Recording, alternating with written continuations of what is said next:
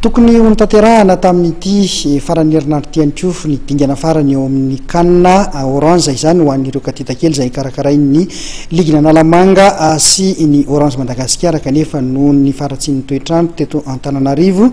sy teto Madagasikara dia ahemotra amin'ny fotoana manaraka izany mitondra fanazavana mikasika indrindra izay ny filohan'ny ligina Analamanga. Marina tokoa zany tokony natao tamin'ity farany herinandro ty ny lalao famaranana rehetra zany eo amin'ilay hoe kanina kitra orange 2015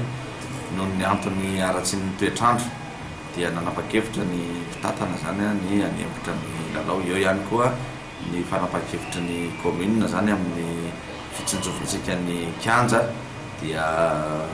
teo ny marimaritra iraisana hoe ahemotra amin'ny hatsaran'ny andro. Ny andro moa zao hitatsika hoe tsara dia mety ho gaga fa raha tsy mitovy amin'ny lehibe zany ny ankizy raha misy herika io na tahaka an'izany dia mety hitarika ny tsy fahasalamana ao aoriana kely ary izay ny antony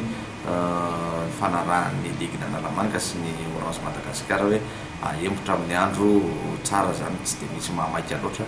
tokony ary mba hahafahana mampisehoan'ireo ankizy kely ny talentany amin'ny zavatra ara-dalàna. Hitantaratra ihany ve tamin'ny lalao asehoan'ireo ankizy izay hoe miaraka tamin'ny fidinan'ny tompon-takany Afrika ilay izy satria misy lalao misy zavatra hita amin'ireny kanina ireny hitantaratra ve izay nandritra ny faninanana? Ie, marina tokoa zany hitantaratra satria ny fihetsika na amin'ny mahafaty baolina na ohatr'izany dia ny hitan'izareo amin'ny télé no averina sasasasany amin'ireo ankizy ny ambony kianja eny eo ny geste teknika isan-karazany ho an'ireo mijery baolina zany amin'ny le kanina amin'ny alina dia mampisehony amin'ny farany herinandro le izy amin'ny ankapobeny na ny fihetsiketsehana ety ivelany ary dia hita hoe ao anatin'le kanina tanteraka mihitsy ny tsika eto Madagasikara koa amin'ny ankapobeny indrindra ireo ankizy sy ny ray aman-dreniny ankizy izay tonga mijery an'ilay lalao. Tanterahana androany ihany koa ny famaranana amin'ny fidinan'ny tompon-takany Afrika makaiza ny filohan'ny ligina Analamanga? Tsy misalasala za Côte d'Ivoire amin'ny orange zasy ve zay sa